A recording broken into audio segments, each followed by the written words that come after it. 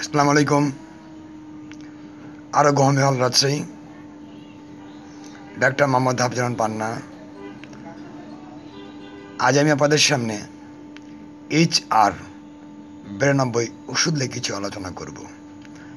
HR92 মাসুদের,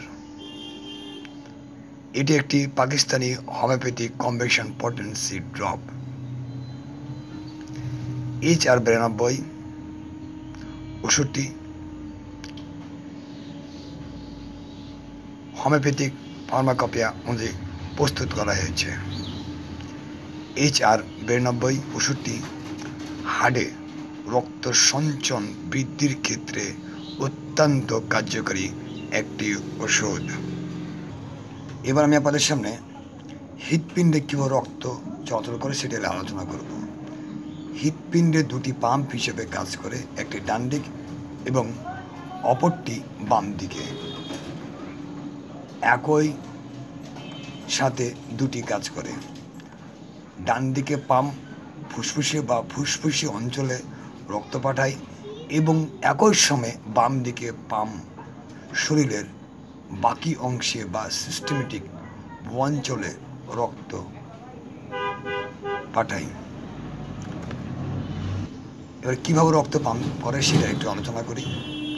হার্টের রক্ত সঞ্চালন পদ্ধতি করোনারি ও artery bypass surgery. Coronary artery bypass surgery হৃৎপিণ্ডে রক্ত প্রবাহের জন্য একটি নতুন পথ তৈরি করে শরীরের অংশ থেকে একটি সুস্থ রক্তনালী ধমনী একটি ব্লক করা অংশের চারপাশে রক্ত পুনঃ নির্দেশিত করার জন্য এটি ব্যবহৃত হয়।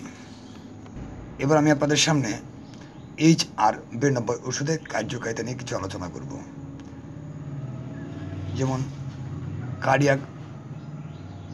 কার্ডিওভাস্কুলার পেশিকে শক্তিশালী করে, রক্তচাপ পরিনিয়মিত রাখে, ধমনী ও কঠোরতা এবং উত্তেজনা থেকে মুক্তি দেয় এবং তাদের নমনীয় কাজ করে তুলতে সাহায্য করে। এই গেল ওষুধের 92 ওষুধের কার্যকারিতা এবং ব্যবহার।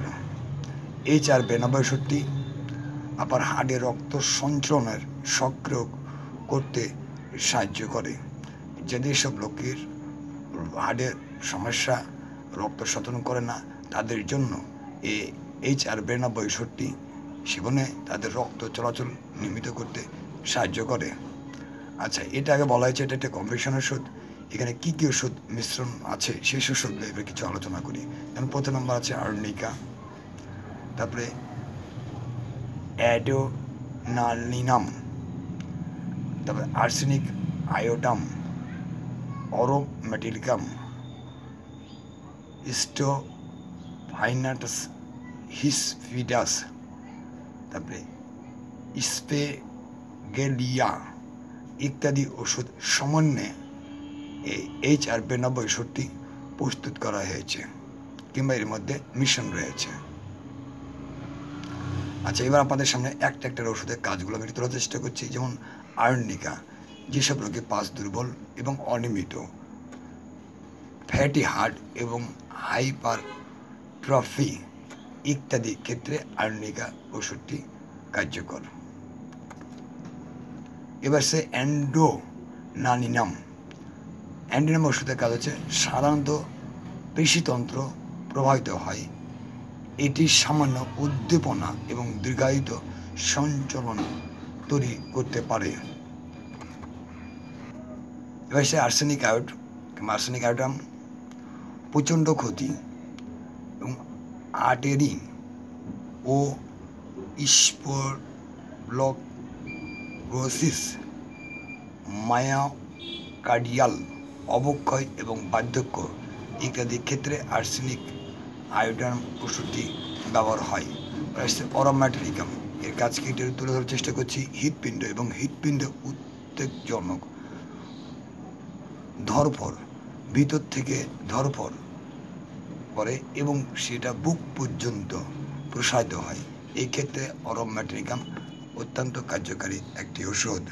এবার সে স্টোফাইনাটাস হিসফিডাস ওষুধ।